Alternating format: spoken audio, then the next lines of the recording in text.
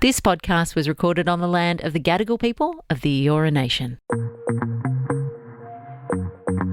Hello and welcome to The Real Story with Joe Hildebrand. An absolute pleasure to have your company. Another huge week. We're going to get the real story behind this caravan of terror. The caravan packed with explosives that appeared to be set for a terror attack against the Jewish community. Plus, what is the go with all these reviews into trans kids and puberty blockers? Well, we've solved the Middle East peace crisis, so I'm going to get in on a less controversial subject, trans rights. And we are going to find out what is going on with the Donald. Has he just created peace in the Middle East and ended a trade war with Canada all in the 1 week? All that and much, much more coming up. First up, it's been another huge week in Australian politics. Anthony Albanese has not called an election yet, which means that he had to go back to Parliament this week, and they have decided on a couple of things. One is a national review into care for trans kids and into the use of puberty blockers in kids who are under the age of 16, which is when you go through puberty. So if you're going to block it, you want to get it in early. And also they put in a whole bunch of stuff to combat hate speech. And a lot of people are saying, well, hang on a minute, what are you actually trying to do? Are you infringing on free speech? Are you stopping people from speaking their mind? And of course, other people are saying, well, hang on, this doesn't go far enough. So let's just unpack both of those things. And both of them have a lot to do with my wife. My wife is the communications director for Equality Australia, which is the LGBTQI plus group that tries to do all these legal reforms to make sure that anyone in that group is not discriminated against. So, I have this in the background at my house all the time, and that's my little conflict of interest. So that's all out there on the table.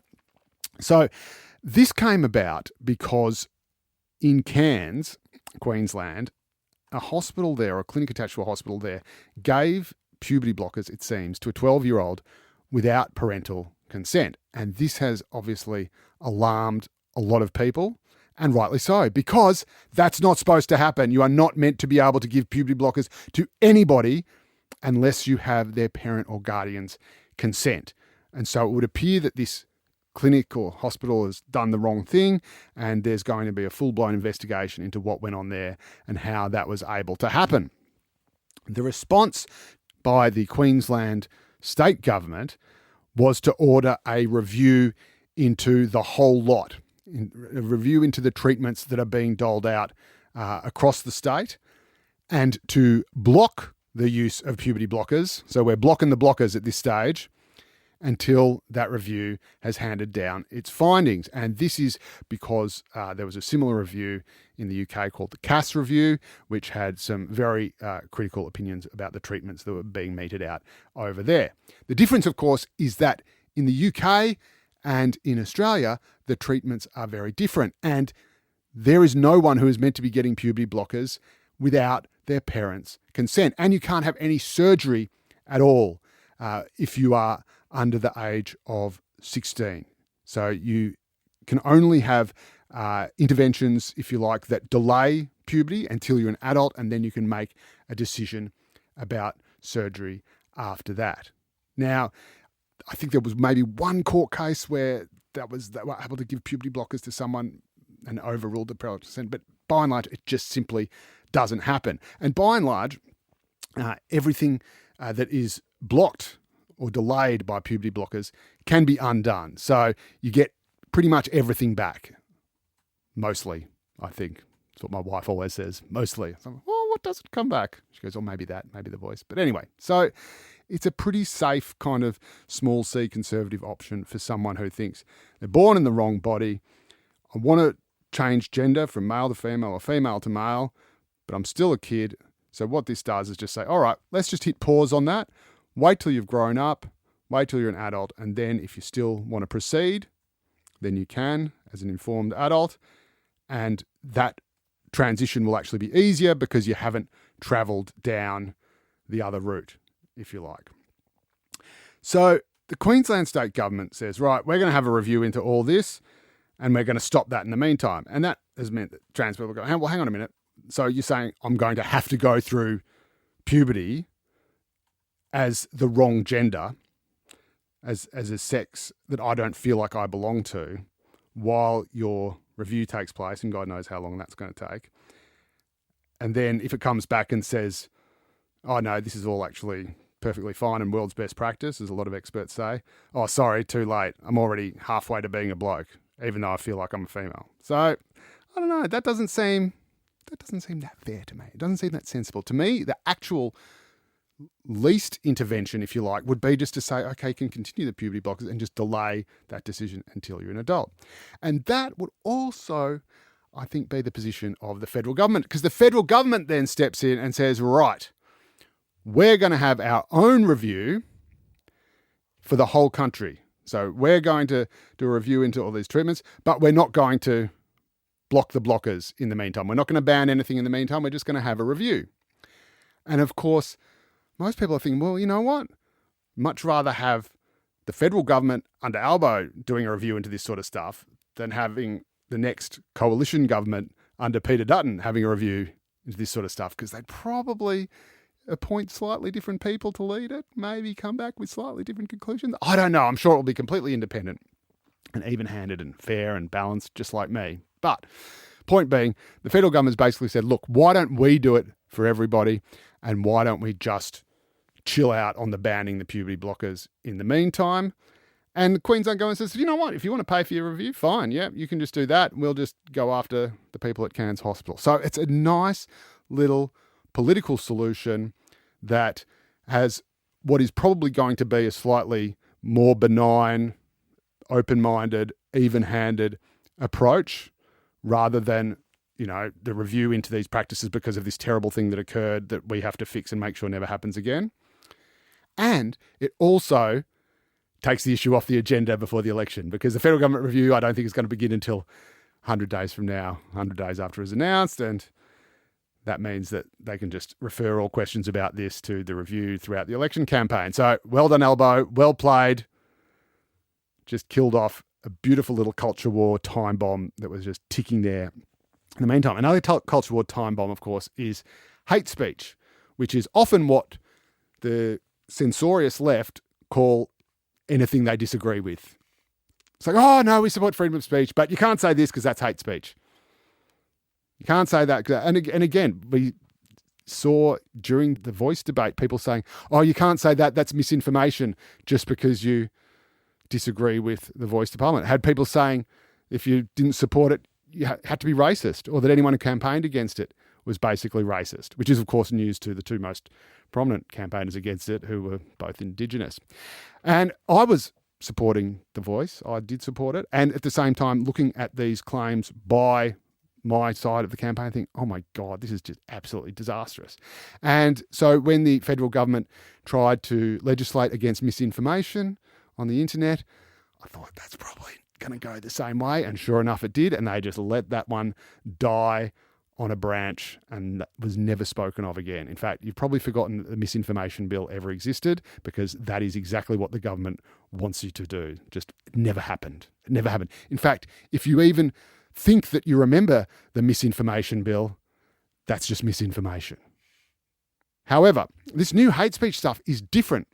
There's lobby groups for people, and my wife works for one of them, who actually think that it doesn't go far enough, because a great deal of fanfare was made about how this would be it would be an offence to incite violence, which I support 100%, because, of course, the limit to free speech is not being able to yell fire in a crowded theatre. So that's one of the benchmarks everyone talks about. Freedom of speech doesn't mean to say, hey, bash that guy on the street just there. That's not free speech. That is incitement to violence. And, of course, saying anything reckless, like yelling fire in a theatre where people could get hurt when there's not actually a fire, that's not freedom of speech. That's just being a knob end. So there is that, no incitement to violence. That's all very well and good. But there are people who say, well, hang on a minute, we have to have anti-vilification laws as well. So you can't vilify someone. It's not just enough to say, you know, you can't encourage someone to be hurt. Or to vilify someone, to expose them to contempt or ridicule, that should also be included. And the example that was put to me is if you were saying in the context of the trans debate, trans people are sickos who must die. That's obviously an incitement to violence. But if you just say trans people are sickos, then that doesn't get captured because you weren't actually inciting violence against them. And that is what some of the language around this issue has come down to at times. As the internet is a very dark and frightening place, except for my Instagram page. Anyway, so that is the debate that is going on in Parliament at the moment. The big difference here, though, as opposed to previous attempts to censor free speech or the internet, is this time it's been driven by the outbreak of anti-Semitism. And this time it has been driven by pressure on the government to do more to stop the violence and the hatred that is being directed towards Jewish Australians. And it is just out of control. We are talking, people, and we'll be talking more about the latest terror threat, but even leaving that aside, synagogues being firebombed, homes being targeted, specific people's homes being targeted, not just with graffiti, but cars being firebombed out the front of houses. This is really, really serious stuff. And because it's often the conservative side of politics that is more sympathetic to these concerns, and it's the conservative side of politics that has been telling the government it hasn't been doing enough to protect the Jewish community, it needs to crack down on anti-Semitism. And because it's the conservative side of politics that is usually most concerned about any infringement on freedom of speech, suddenly these laws don't look so bad anymore. Suddenly the sort of people who would normally be jumping up and down and saying, no, that's an infringement on free speech. You can't just, tell people not to say something because it might just upset or offend or humiliate someone. Suddenly they're going, oh, that's actually what we called for. Oh, okay, no worries. And again, the government, I think, knows this and realises that this is the time to thread the needle and actually have people on the right side of politics, either by accident or design, suddenly feeling like they have to support restrictions on what people can and can't say. And again, I fully support that when it comes to incitement to violence. Not quite sure if I support it in all other areas, even including vilification or humiliation or contempt, because of course some people's definition of humiliation is very different to other people's definition of humiliation. Some people just can't take a joke. Although my wife is not one of them, so if she is listening to this, I'm with you all the way, honey.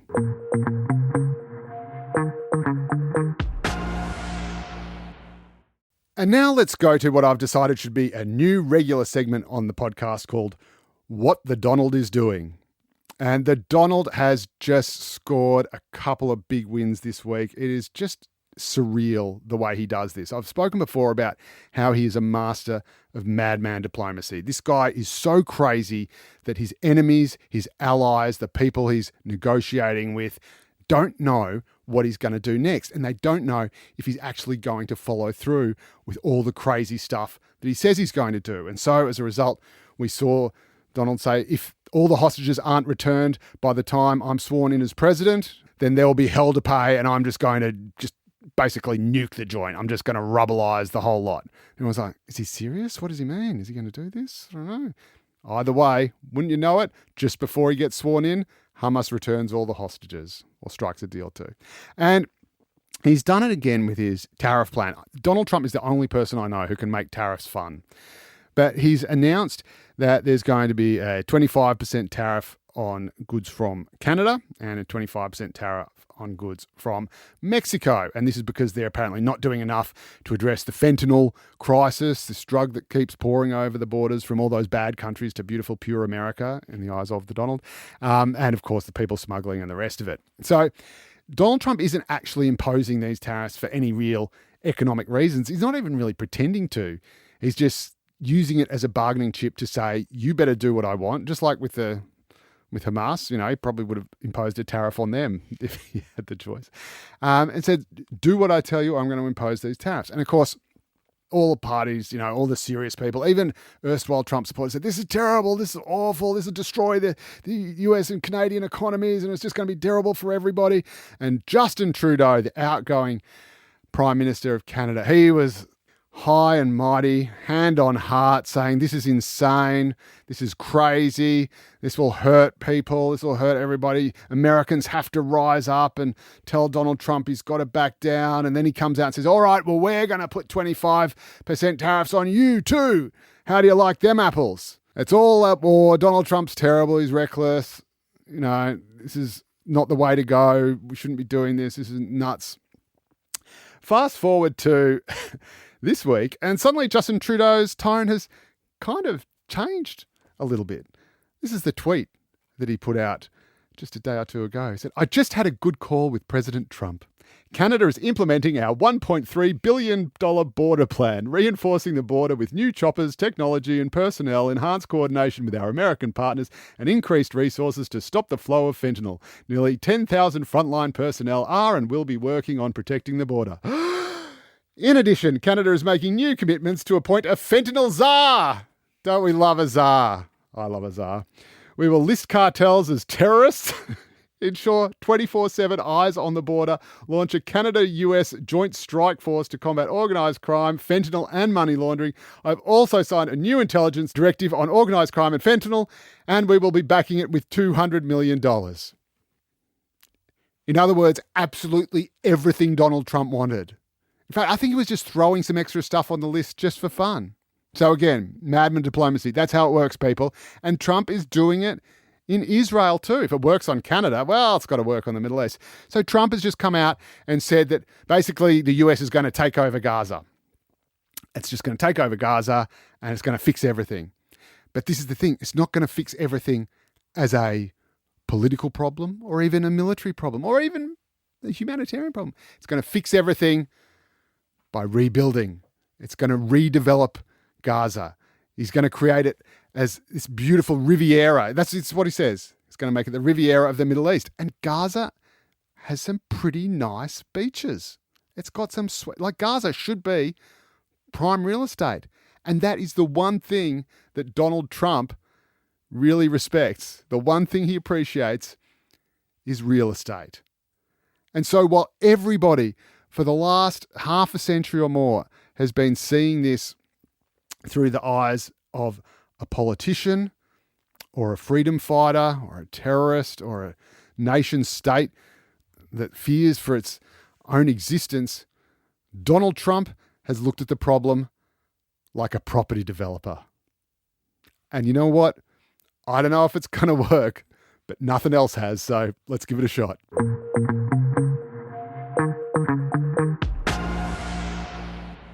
Now, one of the biggest stories that has exploded over the past week, although thankfully not literally, has been the shock discovery of this caravan packed with explosives that seemed to be intended for a terror attack at a Jewish site. Now, not only is that big enough news on its own and extremely disturbing enough on its own, but there are now questions as to whether the Prime Minister even knew that this threat had been uncovered until it was revealed by the Daily Telegraph. Well, joining me now is part of the team at the Telegraph that actually broke this story days after this caravan was discovered, and he joins me on The Real Story right now. Josh Hanrahan, how are you? Welcome to the show. Joe, I'm good. Thank you for having me. Mate, it's an absolute pleasure. An absolute extraordinary yarn that you and Moz, Mark Murray, and the team at the Telly uncovered. Just talk us through the basics of it, how it came across your desk, insofar as you can reveal that, and what the sort of nuts and bolts of the yarn are. Yeah, there's been a lot of talk about how it came across our desk ever since it broke. Yes. There's been a lot of talk about, how was this leaked? Because for 9 days after this caravan was first discovered, it was a tightly held secret within the New South Wales Police Force, the Australian Federal Police Force, ASIO, the spy agency, and a number of other policing agencies across the country, until Moz and there was a conversation that was had with somebody who happened to mention this discovery out at Dural. Now, if you go back to, I think it was about the 21st of January, I got sent an email as many other people in the office did, with what we call stringer vision, which is vision. There's some video, some stills of police raids out at Dural that are taken by these guys who literally just sit there listening to emergency services scanners and go to wherever they think something might be happening. And so they heard about something going on out at Dural and they went there. We asked the police that day, hey, what's this about? And nothing. Shut up shop. Yep. One person said to me, you might want to keep digging. But to be honest, I didn't even really give that a second thought until, as I said, 9 days later, and somebody said, essentially, there's been a caravan found out at Dural on Derrawong Road, packed with explosives and a couple of notes inside with the addresses of the Great Synagogue in Sydney and the Holocaust Museum, which is down there, just, part of Darlinghurst King Cross there. And also another note that said F the Jews. And so clearly, in this heightened time of tension and anti-Semitic attacks, this was off the scale. And so what we did was we kind of discussed it among ourselves and then had a conversation with Ben English, our editor. And then we were at a point where we're going, okay, well, this has clearly been kept secret. So what should we do with it? Yeah. And we have really good relationships with New South Wales Police, the federal police too, and many other agencies, because this is what we do day in, day out. We deal with these guys and what they're investigating. And my view is always, and Moz is the same, that you're going to get further by being friends with people than by burning people. Yeah, absolutely. And so we kind of went to them and said, hey, this is what we've heard. What's going on? What do you want us to do with it? Clearly you've kept it secret. So is there a reason? And if so, can you please explain what it is? And having had those relationships that have gone on for years, in Moz's case, decades. Yeah, that's right. Before we were born. We trust the fact that they'll be pretty reasonable with us in return. And so basically you go to them and say, look, we've got all this stuff. And then you sit down and have a conversation about just how much you're going to publish. I mean, the ball is in your court, isn't it? You've got the information, but you don't want to jeopardize an ongoing police investigation, presumably. And so you're sitting down with the cops, having a conversation about what you can and can't publish. You're obviously pushing for as much as possible.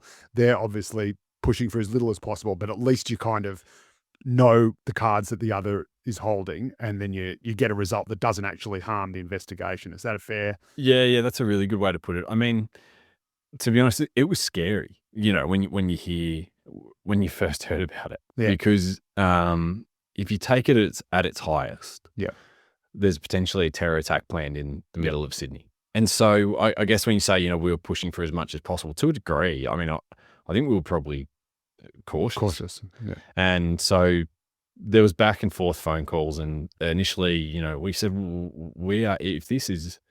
if you're trying to foil a terror attack, we're not going to get in your way. Yes. Our egos aren't that big that we're going to, put people in this city at harm. And eventually, a few hours later, maybe a bit more, they came back and said, okay, well, look, you can publish what you've got. So again, the idea that in any way that this compromise or jeopardize the investigation is obviously bollocks. The cops ended up green lighting it. Why was it secret then for so long?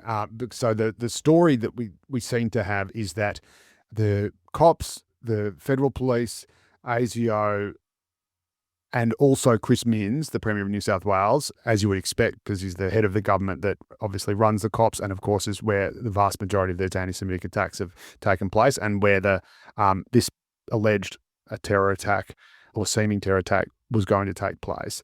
And yet it never gets to the PM, apparently. We don't know. He's not answering, but presumably if he'd been told, he would have just said, yes, I was told. This seems to me passing strange. Surely it should have been up to the AFP or ASIO to give a security briefing to the PM and say, listen, we've got a potentially live investigation into a potential terror attack that is the latest kind of escalation of this pattern of anti-Semitic attacks we've seen. Why did that not happen? I can understand why, if Minns was told and said this is top secret, he says, right, I'm not going to go around blabbing to other politicians or telling the PM. It's not his role. Surely the federal security agencies should have told the Prime Minister, shouldn't they? Or why wouldn't they? Yeah, so the caravan's found on the 19th of January. Chris Minns is told on the 20th of January. Yep. And presumably, as you say before, because Anthony Albanese won't answer the question, We assume he hasn't been told. I mean, that's what we've been told behind the scenes. Yeah. But your question of why, no one can answer it. Police are confused as to why, because New South Wales Police did their job. Yes. They told the Premier. New South Wales Police's obligation isn't to tell. No, that's Prime right. Minister. Exactly. And neither is the Premier's. No, I agree. And I know there's been questions around, there was a national cabinet meeting where all the state premiers, territory leaders get together with the Prime Minister. And I know Chris Binns has said he didn't think that was the right platform to raise it. Fair enough. I think that's completely understandable. I don't know why the federal police didn't tell Anthony Albanese. I don't know. I honestly don't know. But I know it has confused every other agency working on this investigation as well. Right. I think they were shocked when they found out that the Prime Minister didn't. And I dare say Albo might be a little bit disappointed if he wasn't told, because it's dragged him needlessly through the ringer, hasn't it? This has gone from a policing story to a political story, largely, which is really interesting. So, in the early stages, it's us. Yep. Policing hacks, using our sources to find out what we can find out. But very quickly it became a beautiful little... It's incredible. That's right. Yeah, it's one of those firestorms that keeps gathering more fuel, that makes it blow up, that makes it gather more fuel, and so it becomes sort of self-perpetuating. I want to talk just the nature, and again, we don't know. There's obviously an investigation ongoing, but it is the weirdest looking terror plot I've ever seen in all my days. Like there is something very strange about it. So these were industrial explosives used in the mining industry, I believe. You can understand, I suppose, that element of it, but to have notes left with the explosives themselves, with the intended locations, with the note saying F the Jews. I'm certainly not downplaying the seriousness of the threat, and I've been very outspoken about just how dangerous and deadly anti-Semitism can get very, very quickly. But this seems to be, I keep thinking to myself, if you're going to plan a terrorist attack, just memorize the address. Don't write it down and leave it with the explosives. So this seems to be, and again, a couple of the persons of interests, colourful local identities, I think you might call them. They seem to have, their life doesn't seem to have gone the way they'd hoped. But this seems to be kind of pretty roughshod, pretty weird. What are your thoughts on who is orchestrating this and for what purpose? There's plenty of theories going around, as you said before, Joe. A couple of hours after we broke the story, Chris Minns and Dave Hudson, the Deputy New South Wales Police Commissioner, stood up and held a big press conference. And Dave Hudson said that they had already made multiple arrests on the periphery of the investigation. And so soon after that press conference, we broke to who those people were. And there's a woman called Tammy Ferrugia, her boyfriend Scott Marshall, and a third man called Simon Nichols, who's Scott Marshall's mate. And those three people are all already behind bars on remand for completely unrelated alleged crimes. Tammy is currently facing charges over another alleged anti-Semitic attack at Woollahra last year. Scott Marshall's facing weapons and drugs charges, and Simon Nichols is facing essentially car rebirthing charges. So nothing related to a potential terror plot. But what police believe is that those three people were involved in the purchase of that caravan. Well, they asked for a caravan on social media. And again, this is where this looks like it's sort of incredible. So I've called her. Tammy Ferrugia had been arrested the week before, and I'd got in contact with one of the people who knew her. And I'd been chatting with him back and forth in the week. And when I found out that it was her that they were looking at over this potential terror plot, I messaged him and said, mate, Tammy and caravans, does that ring any bells? He said, yeah, I remember a Facebook post. Say, hey, has anybody got a caravan? And he sends it to me from December 6th, right? And police had already said they thought the caravan had been put at Dural on December 7th. I'm going, this can't be right. Yeah. And I've called a cop and said, hey, I've got this. And they said, grumbled a bit, said, yeah, it wouldn't be right. You wouldn't be wrong. Yeah. But unbelievable. So the why, I mean, who would want to do this? There's lots of theories. One theory that some people have given a lot of prominence to is the fact that a criminal may be setting up a big plot, or a fake plot to essentially use that as a bargaining chip with police to say, I know about this terror plot it's going to happen if no one had found the caravan before then. So there's a caravan loaded with explosives out at Dural and the addresses of a couple of Jewish. Can I get early parole? Can I get out early? Cops are saying that's not as stupid as it sounds. Yeah, right.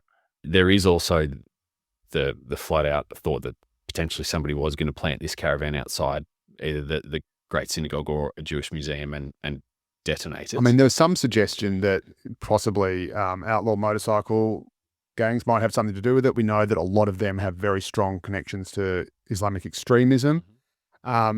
Is it someone maybe saying, well, I've got these useless idiots here who will do anything? We say, do we just do this to scare the bejesus out of the Jewish community? Because that's what we like to do, which was what the other attacks have been there, just to scare people. Exactly. I mean, and then there is also that thought that, somebody had put it there hoping that it would be found and that it would blow up into a massive story like this and create fear. I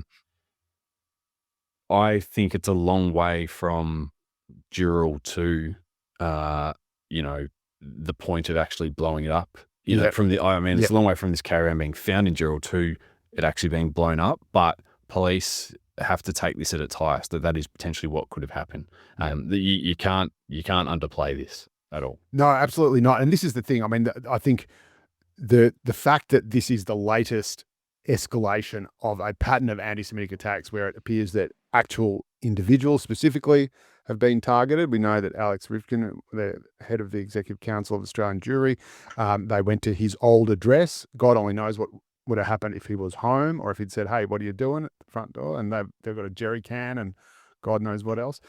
So that's what makes it credible, isn't it? And I can't really think of a point, certainly not in my lifetime, where a terror attack deliberately targeting Jewish Australians would have actually been credible in the past. I mean, it is amazing the atmosphere that has just suddenly crept up on the country in the last year and a bit. Yeah, it really is, especially considering, because I mean, obviously when October 7 happened back in 2023, there was, a massive outpouring from both sides here.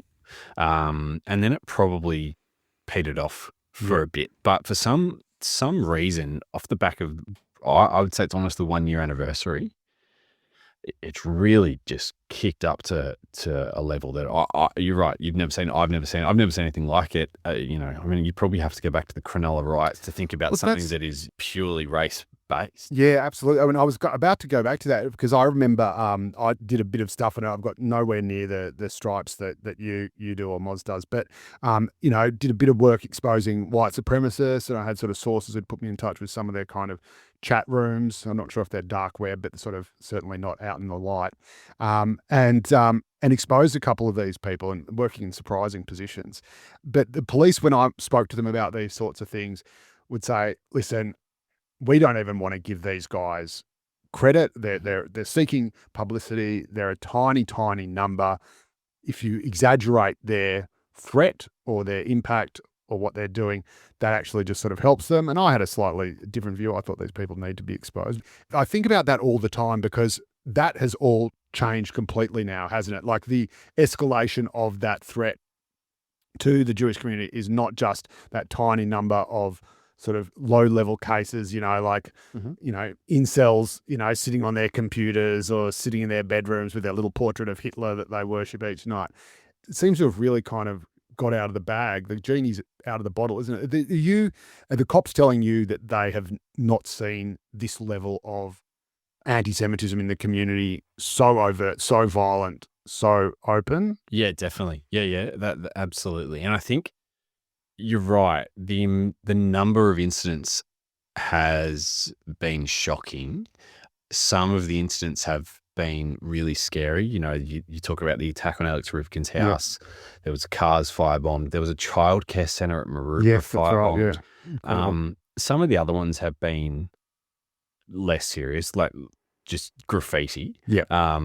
Now add them all together, and they're taking a serious toll on the Jewish community. You speak to anybody in that community, and those graffiti attacks aren't just graffiti attacks. By the time that there's been dozens and dozens, and you're driving past these words on the side of the street as you go to work or school. But a caravan loaded with explosives to potentially blow up two of the most significant buildings in that culture in this city is so far on another level.